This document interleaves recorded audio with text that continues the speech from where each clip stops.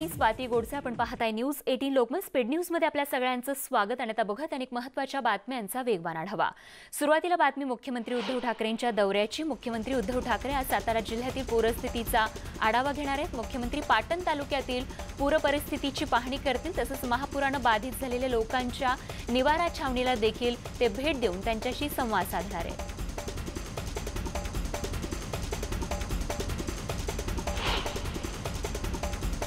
तर उपमुख्यमंत्री अजित पवार हे कोल्हापूर जिल्ह्याचा दौरा करणार आहेत आणि या दौऱ्यादरम्यान ते कोल्हापूर शहरासह शिरोळ तालुक्यालाही भेट देणार असून इथल्या पूरग्रस्त भागाची ते पाहणी करणार आहेत। सांगली जिल्ह्यातील पलूस भागाचीही उपमुख्यमंत्री पाहणी करणार आहेत। सांगलीतून महत्त्वाची बातमी, कृष्णेची पाणी पातळी ओसरण्यास सुरुवात झाली आहे। कृष्णेची पाणी पातळी ही 53 फुटांवर आली आहे। 1 फुटानं पाणी पातळी ओसरली आहे। पाणी पातळी ओसरल्यानं काहीसा दिलासा मिळाला आहे।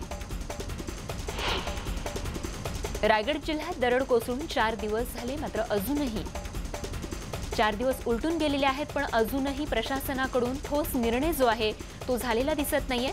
4 दिवसांमध्ये 51 मृतदेह या ठिकाणी ढिगाऱ्याखालून बाहेर काढण्यात आले, तर 4 दिवसानंतर मृतदेह शोधण्यात यंत्रणांना खूप अडथळे आले आणि त्यामुळे जे लोक आता सापडले नाहीत त्यांना मृत घोषित करून शोध मोहीम थांबवण्यात येत असल्याची माहिती रायगडचे जिल्हाधिकारी निधी चौधरी यांनी दिली आहे। मुख्यमंत्री उद्धव ठाकरे यांनी रविवारी चिपळूण बाजारपेठेला भेट देत तिथल्या परिस्थितीचा आढावा घेतला। यावेळी पूरग्रस्त व्यापाऱ्यांनी त्यांच्या व्यथा मुख्यमंत्र्यांसमोर मांडल्या। व्यापारी आक्रमक झाल्याचं बघायला मिळालं। राज्य सरकारने तात्काळ भरीव आर्थिक मदत द्यावी अशी मागणी व्यापाऱ्यांनी केली आहे। पुराच्या पाण्याने सर्व दुकानांमध्ये पाणी शिरून व्यापाऱ्यांचं मोठं नुकसान झालंय, त्यामुळे व्यापाऱ्यांचे अश्रू मुख्यमंत्र्यांसमोर अनावर झाल्याचं बघायला मिळालं। मुख्यमंत्र्यांच्या पाहणी दौऱ्यादरम्यान व्यापारी महिलेला आपले अश्रू अनावर झाले। मुख्यमंत्र्यांकडे आपल्या व्यथा मांडण्याचा प्रयत्न देखील या महिलेने यावेळी केला। मुख्यमंत्र्यांनी आम्हा व्यापाऱ्यांना मदत करावी अशी मागणी या महिलेने केली। इतकंच नाही तर संपूर्ण बाजारपेठेचं नुकसान झाल्याचंही तिनं यावेळी मुख्यमंत्र्यांना सांगितलं। तर एकीकडे कोकणावर सर्वात मोठी नैसर्गिक आपत्ती कोसळली अशा वेळी मुख्यमंत्र्यांनी चिपळूणच्या बाजारपेठेची पाहणी करत असताना तिथे एका महिलेनं मुख्यमंत्र्यांना साथ घालत आपलं दुःख मांडलं। मात्र त्याच वेळी आमदार भास्कर जाधव यांनी त्या महिलेसाठी दटावणीच्या भाषेत बोलल्याचं कॅमेऱ्यात कैद झालंय। त्यांचं हे वागणं पाहून सगळ्यांनाच धक्का बसलाय।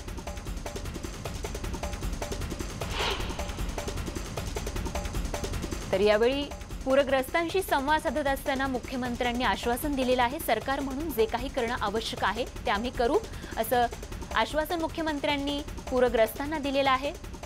तर चिपळूण इथल्या पूरग्रस्त भागाची मुख्यमंत्र्यांनी काल पाहणी केली आणि त्यानंतर झालेल्या पत्रकार परिषदेत मुख्यमंत्र्यांनी संवाद साधला। सर्वांना तातडीने मदत केली जाईल, माझ्याकडे 2 दिवसात अहवाल येणार आहे, अहवाल आल्यावर सर्वकष मदत केली जाईल असं आश्वासन यावेळी मुख्यमंत्री उद्धव ठाकरे यांनी दिलंय। रायगड जिल्ह्यातल्या तळीये इथे दरड कोसळून 42हून अधिक जणांचा मृत्यू झालाय। या दुर्घटनास्थळाला केंद्रीय मंत्री नारायण राणे, विरोधी पक्षनेते देवेंद्र फडणवीस आणि प्रवीण दरेकरांनीही भेट दिली। यावेळी त्यांनी ग्रामस्थांच्या व्यथा जाणून घेतल्या। ग्रामस्थांनीही आपलं याच ठिकाणी पुनर्वसन करावं अशी मागणी केली आहे। तर नारायण राणे, देवेंद्र फडणवीस यांनी यावेळी पुनर्वसन आणि इतर बाबींबाबत प्रशासनाला सूचना केल्या आहेत। महाडला पुराचा मोठा फटका बसला। आता महाडमधील पूर ओसरला असला तरी नागरिकांचे हाल काही संपलेले नाहीत। पूरग्रस्त महाड शहरातील लोकांचे अन्न पाण्या वाचून हाल सुरू आहेत। 4थ्या दिवशी देखील प्रशासनाची मदत महाडकरांपर्यंत पोहोचलेली नाहीये। जीवनावश्यक साहित्य वाहून गेल्यानं अन्न पाण्या वाचून त्यांचे हाल सुरू आहेत। बाहेरून येणाऱ्या मदतीकडे लोकांचे डोळे लागलेत। पुराच्या पाण्यानं सर्वत्र घाणीचं साम्राज्य पसरलंय। महाडमध्ये महापुरानं थैमान घातलंय। अशातच घरं आणि दुकानांमध्ये पाणी शिरून सर्व साहित्य वाहून गेलंय। मोठ्या प्रमाणावर वित्तहानीही झाली आहे। कोरोनाची महामारी अशातच महापुराच्या संकटानं सारं उद्ध्वस्त झालंय। महाडमधील व्यापाऱ्यांचं यामध्ये मोठं नुकसान झालंय। तर अतिवृष्टीमुळे महाड पाण्याखाली गेलं। महाड बाजारपेठेत पुराचं पाणी शिरलं आणि खूप मोठं नुकसान झालंय। महाडवासियांना अन्नधान्य आणि जीवनावश्यक साहित्य पुरवणारी बाजारपेठ ठप्प झाली आणि त्यामुळे सर्वांचेच हाल झाले। दुकानात पाणी शिरून सर्व साहित्य खराब झालंय।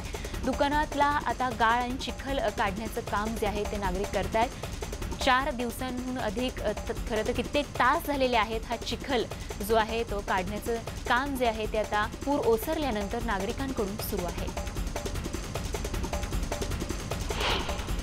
चिपळूण बाजारपेठेतील दुकानांचंही मोठं नुकसान झालंय। पुराच्या पाण्यामुळे दुकानांमधील साहित्याचं नुकसान झालं असून या ठिकाणचे व्यापारी मोठ्या आर्थिक अडचणीत सापडले। तर मदत आणि पुनर्वसन मंत्री विजय वडेट्टीवार यांनी कोकणातील पूरग्रस्त भागाचा दौरा केला। या दौऱ्यात त्यांनी खेडमधील नुकसानीचा आढावा घेतला। कोकणात कायमस्वरूपी उपाययोजना करण्यासाठी 3700 कोटींचं पॅकेज मुख्यमंत्र्यांच्या उपस्थितीत समितीनं मान्य केल्याची माहिती यावेळी वडेट्टीवार यांनी दिली आहे। तर पूरग्रस्त व्यापाऱ्यांना लवकरात लवकर मदत मिळवण्यासाठी मंत्रालयात विमा कंपनीच्या अधिकाऱ्यांसोबत आपण बैठक घेणार असल्याचंही त्यांनी सांगितलंय। केंद्रीय मंत्री रामदास आठवले यांनीही रविवारी तळीये गावाला भेट देऊन पाहणी केली। केंद्र सरकार आणि राज्य सरकारच्या माध्यमातून ग्रामस्थांना मदत मिळवून देण्यासाठी आपण प्रयत्न करणार असल्याचं त्यांनी म्हटलंय।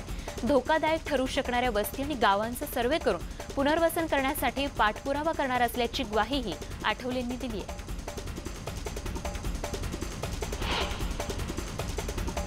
रायगड जिल्ह्यातील महाड पोलादपूर या ठिकाणी पावसाचा जोरदार तडाखा बसलाय। पावसाचा जोर वाढल्यानं पूर्वपदावर येऊ पाहत असलेलं जनजीवन पुन्हा एकदा विस्कळीत झालंय। रत्नागिरी जिल्ह्यातल्या खेड शहरातील पूर ओसरल्यानंतर शेकडो दुकानांमध्ये आणि घरांमध्ये पुराच्या पाण्यानं होत्याचं नव्हतं झालंय। अनेकांचे संसार पुराच्या पाण्यात वाहून गेले। अशा पूरग्रस्त भागातील लोकांना सावरण्यासाठी मोठ्या प्रमाणात मदतकार्य आता सुरू झालं असून अन्नधान्य आणि कपड्यांचा पुरवठा केला जातोय। खेड दापोली मतदारसंघाचे आमदार योगेश कदम यांची हे देखील या मदत कार्यात पुढे सरसावले। रत्नागिरी मुंबई गोवा महामार्गावरील वाशिष्ठी नदीवरील पुलाचा वाहून गेलेल्या भागाचं काम जे आहे ते अंतिम टप्प्यात आलंय। वाहतूक सुरू करण्यासाठी पालिकेच्या सहाय्यानं वाहून गेलेला भराव पुन्हा भरण्याचं काम जे आहे ते जवळपास पूर्ण झालंय आणि त्यामुळे आता मुंबई गोवा महामार्गावरची वाहतूक जी आहे ती सुरू होण्याची शक्यता आहे।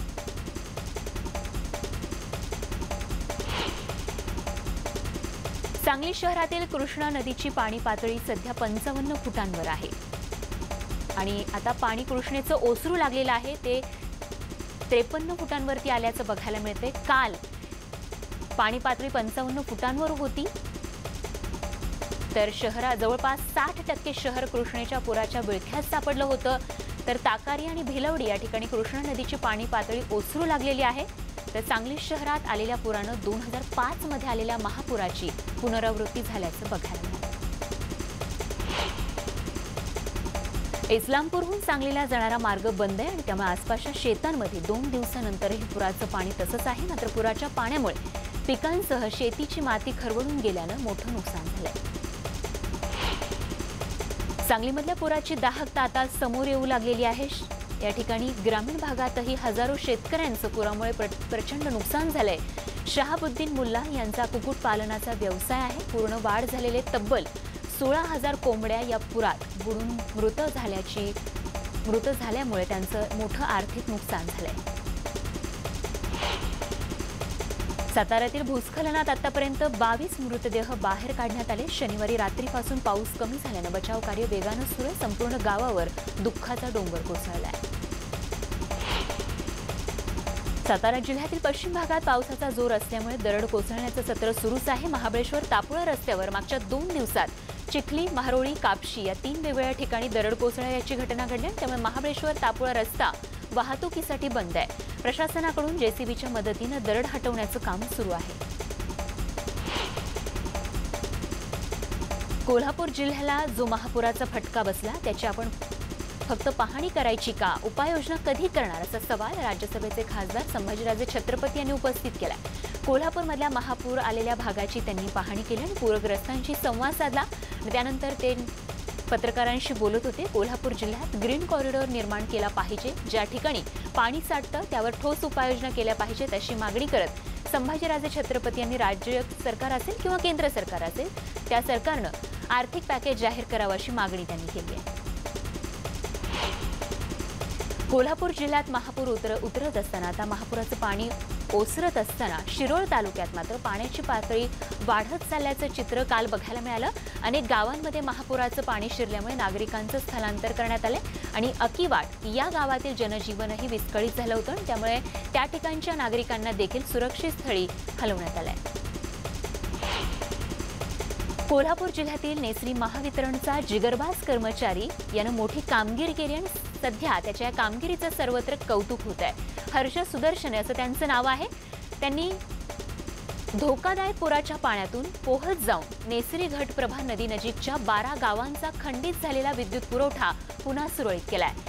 टेक्निशियन हर्षद आणि सहकाऱ्यांच्या कौतुकास्पद कामगिरीचं सध्या सर्वत्र कौतुक होत आहे। घटप्रभा नदीला आलेल्या महापुरानं नदीकाठच्या गावांचा विद्युत पुरवठा खंडित झाला होता। या ठिकाणचा विद्युत पोल वाहून गेल्यामुळे हडलगे डोनेवाडीसह अनेक गावांचा 3 ते 4 दिवस विद्युत पुरवठा खंडित झाला होता। मात्र या जिगरबाज कर्मचाऱ्याच्या कामगिरीमुळे या गावांमध्ये पुन्हा वीज आली आहे। कोल्हापूर जिल्ह्यातील कोकरूड बांबवडे आणि कोकरूड मलकापूर रस्ता वाहून गेलाय। रस्ता वाहून गेल्यानं मुंबई पुण्याला जाणारे प्रवासी अडकले होते। तर कोल्हापुरातील रस्त्यांचं त्यामुळे मोठं नुकसान झालंय। कोल्हापुरात महापुराचा फटका स्थानिक नागरिकांना बसत असून गगनबावडा तालुक्यातील अंडूर गावाजवळ रस्ता खचला होता। तर शाहूवाडीत पेट्रोल पंपावर दरड कोसळल्यानं पेट्रोल पंप ढिगाऱ्याखाली गेलाय।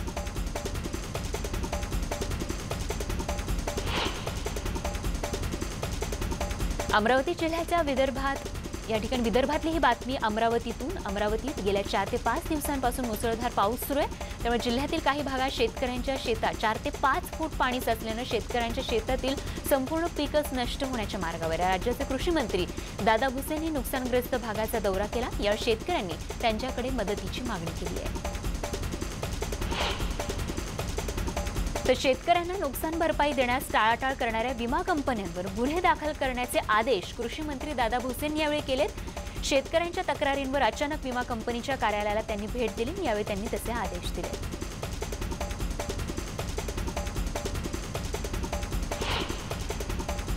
अकोला जिल्ह्यातील अतिवृष्टीने नुकसान झालेल्या शेतीची पाहणी कृषी मंत्री दादा भुसे यांनी केली। अकोल्यातील म्हैसांग, रामगाव, मजलापूर, दापुरा, गोणापूर, अंबिकापूर, आपातापा, घुसर, उगवा, सुकोडा या गावांमध्ये दादा भुसे यांनी पाहणी केली। गेल्या 22 आणि 23 जुलैला आपण पाहिलं अतिवृष्टी झाली, ढगफुटीही झाली आणि त्यामुळे या गावांमधील नदी नाले ओसंडून वाहत होते, पूरस्थिती होती आणि त्यामुळे काठावरच्या गावकऱ्यांचं मोठं नुकसान झालंय। शेतकऱ्यांचं देखील अतोनात नुकसान या पुरामुळे झालंय। वाशिम शहरासह तालुक्यात चोरीच्या घटना वाढल्यानं नागरिक भयभीत झालेत। शहराच्या सिव्हिल लाईन भागातील नगरसेविका करुणाताई कल्ले यांच्या घरी अज्ञात चोरट्यांनी 6,80,000 रुपयांची चोरी केली आहे। चंद्रशेखर बावनकुळे यांनी पूर परिस्थितीवरून राज्य सरकारवर टीका केली। ही नैसर्गिक आपत्ती असली तरी सुलतानी आपत्ती आहे। राज्य सरकारनं जर नियोजन केलं असतं तर एवढे जीव गेले नसते, पूर आला नसता अशी टीका बावनकुळे यांनी केली आहे। भिवंडीतल्या इमारतीच्या गॅलरीत अडकलेल्या श्वानाची अखेर सुटका करण्यात आली। भिंतीमध्ये या श्वानाचं तोंड अडकलं होतं। तर तब्बल 24 तासानंतर प्राणीमित्र संस्थेनं त्याची सुखरूप सुटका केली आहे। भारतीय हवामान विभागानं राज्यात नाशिक, जळगाव, पुणे आणि सातारा जिल्ह्यातील घाटाच्या भागात पाऊस होऊ शकतो असा अंदाज वर्तवलाय। महाराष्ट्रात गेल्या काही दिवसांपासून पावसानं दाणादाण उडवली आहे आणि आता पुन्हा एकदा पावसाचा अंदाज जो आहे तो हवामान खात्यानं व्यक्त केला आहे। मुख्यमंत्री उद्धव ठाकरे यांचा 27 जुलैला वाढदिवस आहे, परंतु नैसर्गिक आपत्तीमुळे अनेक कुटुंबांवरती आघात झालाय। पुराच्या संकटामुळे राज्य शोकाकुल असल्यानं माझा वाढदिवस साजरा करू नका असं आवाहन मुख्यमंत्र्यांनी कार्यकर्त्यांना केलंय। राज्यात ज्यांनी कोरोना लसीचे 2ही डोस घेतले आहेत त्यांच्यासाठी संपूर्ण अनलॉक जाहीर केलं जाऊ शकतं। अशा दुकानदारांना सायंकाळी उशिरापर्यंत दुकानं उघडण्यासही परवानगी दिली जाऊ शकते आणि याबाबतची घोषणा होण्याचीही शक्यता आहे। रेस्टॉरंट्स आणि हॉटेल्सच्या मालकांना संध्याकाळी उशिरापर्यंत दुकान उघडी ठेवण्याची परवानगी मिळू शकते। तर कार्यालय आणि संस्थांना देखील ज्यांनी 2ही डोस घेतलेले आहेत अशांना पूर्ण क्षमतेनं त्यांची कार्यालय चालवण्याची परवानगी दिली जाऊ शकते आणि याशिवाय राज्यात सध्या सुरू असलेले इतर अनेक निर्बंधांनाही ते निर्बंध देखील शिथिल होण्याची शक्यता वर्तवली जाते। जळगाव शहराचे उपमहापौर कुलभूषण पाटील यांच्यावर रात्री 9:30च्या सुमारास अज्ञातांनी गोळीबार केल्याची घटना घडली आहे। रात्री उशिरापर्यंत जळगाव पोलिसांमध्ये गुन्हा दाखल करण्याचं काम सुरू होतं. सुदैवानं या हल्ल्यात उपमहापौर बचावले. क्रिकेट खेळण्यावरून 2 गटांमधील वाद पोलीस स्टेशनपर्यंत पोहोचला होता आणि या प्रकरणी रामानंद पोलीस स्टेशनला गुन्हा नोंदवण्याचं काम सुरू होतं. यावेळी हे प्रकरण मिटवण्यासाठी उपमहापौर त्या ठिकाणी आले होते आणि त्यामुळे एका गटात नाराजी होती आणि या नाराजीमधूनच उपमहापौर कुलभूषण पाटलांवरती हल्ला झाल्याचा अंदाज पोलिसांनी वर्तवलाय. जळगावचे पोलीस अधीक्षक डॉक्टर प्रवीण मुंडे यांनी माहिती दिली आहे. आणि या सगळ्या महत्त्वाच्या बातम्यांसोबतच स्पीड न्यूजमध्ये छोटासा ब्रेक घेऊन लगेच परत येतो. बघत रहा न्यूज 18 लोकमत. ब्रेकनंतर स्पीड न्यूजमध्ये आपल्या सगळ्यांचं पुन्हा एकदा स्वागत. बघत आणखीन काही महत्त्वाच्या बातम्यांचा वेगवान आढावा.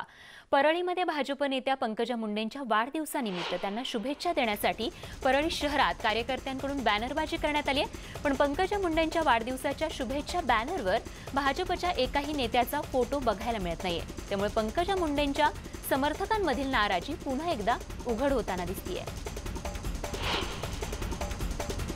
कोल्हापुरातील रिंग रोडला पाण्याचा टँकर न दिल्यामुळे नागरिकांनी अनोखं आंदोलन केले. पाण्याच्या टाकीवर चढून शोले स्टाईलने अर्धनग्न आंदोलन करून प्रशासनाचा त्यांनी निषेध केलाय. सांगलीतील मिरज इथल्या शासकीय कोविड हॉस्पिटलमध्ये ऑक्सिजन प्लांटमधून गळती झाल्याचं बघायला मिळालं. 6 KL क्षमतेचा हा प्लांट असून त्याच्या दुरुस्तीचं काम अग्निशमन दलाकडून करण्यात आलं.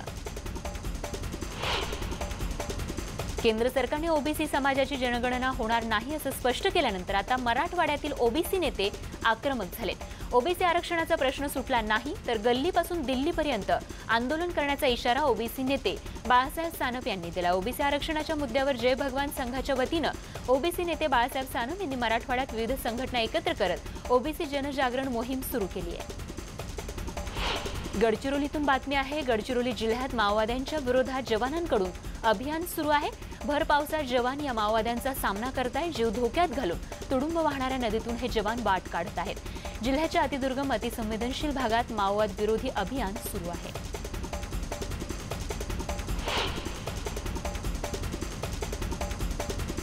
आणि एक दुःखद बातमी. महाडचे माजी आमदार तथा महाराष्ट्र प्रदेश काँग्रेसचे उपाध्यक्ष माणिकराव जगताप यांचं दुःखद निधन झालंय. त्यांना कोरोनाची लागण झाली होती. तर आज महाड येथे दुपारी 2 वाजता त्यांच्यावर अंत्यसंस्कार करण्यात येणार आहेत. काँग्रेस नेते अशोक चव्हाण यांनी माणिकराव जगताप यांच्या निधनावरती दुःख व्यक्त केले. महाराष्ट्र प्रदेश काँग्रेस कमिटीचे उपाध्यक्ष माझे निकटचे सहकारी माणिकराव जगताप यांच्या निधनाचं वृत्त अत्यंत धक्कादायक आहे. त्यांच्या रूपात काँग्रेस पक्षाचे कोकणातील एक कर्तृत्ववान नेतृत्व हरपलंय असं ट्विट अशोक चव्हाण यांनी केलंय. आणि त्या क्रीडा विश्वातून बातमी आहे. भारताची पहिली पदक विजेती मीराबाई चानू मायदेशी रवाना झाली आहे. दरम्यान टोकियो ऑलिम्पिक क्रीडाग्रामात मीराबाई चानू आणि मेरी कोम भेट होताच जय हो नारा दुमदुमल्याचं बघायला मिळालं. भारताची मान अभिमानानं उंचवणाऱ्या या 2 महिलांची भेट झाली. स्टार बॉक्सर मेरी कोमने जबरदस्त कामगिरी करत टोकियो ऑलिम्पिकमधील आपला पहिला सामना जिंकलाय. राऊंड ऑफ 32 मध्ये मेरी कोमने डॉमिनिका रिपब्लिकच्या हानाडेस गार्सिया हिला 4-1 पराभूत केलं. या विजयानंतर आता मेरी कोमने अंतिम 16 मध्ये प्रवेश केल्यानंतर मेरी कोमचा पुढचा सामना हा 29 जुलैला होणार आहे. रिओ ऑलिम्पिक स्पर्धेत सिल्वर मेडलची कमाई करणारे बॅडमिंटनपटू पीव्ही सिंधूनं टोकियो ऑलिम्पिकमध्ये स्पर्धेत विजय सलामी दिली आहे. सिंधूकडून यंदा देशाला गोल्ड मेडलची अपेक्षा आहे. सिंधूनं पहिल्या लढतीत सुरुवात जोरदार केली आहे. सिंधूनं इस्रायलच्या पोलिकरपोवाचा 21-7, 21-10 असा सरळ 2 सेटमध्ये पराभव केला. सिंधूनं पहिला गेम अवघ्या 13 मिनिटांमध्ये जिंकलाय तर पोलिकरपोवानं दुसऱ्या गेममध्ये थोडाफार प्रतिकार करत काही मॅच पॉइंट्स वाचवले. पण सिंधूच्या धडाक्यापुढे तिचं काही चाललं नाही. सिंधूनं दुसरा गेम 21-10 असा जिंकत हा सामना आपल्या खिशात टाकला. भारतीय महिला टेबल टेनिसपटू मनिका बत्रानं ऑलिम्पिकपर्यंतचा आपला गौरवपूर्ण प्रवास सुरू ठेवलाय. रविवारी टोकियो ऑलिम्पिकच्या 3ऱ्या दिवशी मनिकानं तिची दुसरी फेरी जिंकली. तिनं युक्रेनियन खेळाडू पोसोत्स्का मार्गारेटला 4-11, 4-11, 11-7, 12-10, 18-11, 11-5 आणि 11-7 पराभूत केलं. तर पुरुष एकेरीच्या दुसऱ्या फेरीत भारताच्या जी सॅथीनं अखेरचा 3 गेम गमावले आणि टेबल टेनिसमधील पुरुष एकेरीतलं भारताचं आव्हान संपुष्टात आलं. टोकियो ऑलिम्पिक 2020 मध्ये भारतानं चांगली सुरुवात केली। कुस्तीपटू प्रिया मलिकनं भारतीयांची मान उंचावली। तिनं हंगेरीच्या बुडापेस्ट येथे झालेल्या जागतिक कुस्ती स्पर्धेत सुवर्ण पदक जिंकलं। त्यामुळे आता तिच्यावरही कौतुकाचा वर्षाव होतोय। प्रियानं जागतिक कुस्ती स्पर्धेत 73 किलो वजनी गटात सुवर्ण पदक जिंकलंय। तिनं अंतिम सामन्यात बेलारूसची कुस्तीपटू केसेनिया पट्टापोविचला 5-0 ने पराभूत करत हा ऐतिहासिक विजय मिळवलाय। भारतीय नौकानयनपटू अर्जुनलाल जाट आणि अरविंद सिंग यांनी रविवारी पुरुषांच्या नौकानयन स्पर्धेत लाईटवेट डबल स्कल्स उपांत्य फेरी गाठलेली आहे। सी फॉरेस्ट वॉटरवे इथे झालेल्या स्पर्धेत अर्जुन अरविंद या भारतीय जोडीनं 3रा क्रमांक पटकावलाय। तर शनिवारच्या शर्यतीत अर्जुन अरविंद जोडीनं 5वा क्रमांक मिळवला होता। आणि स्पर्धेची उपांत्य फेरी ही 27 जुलैला होणार आहे।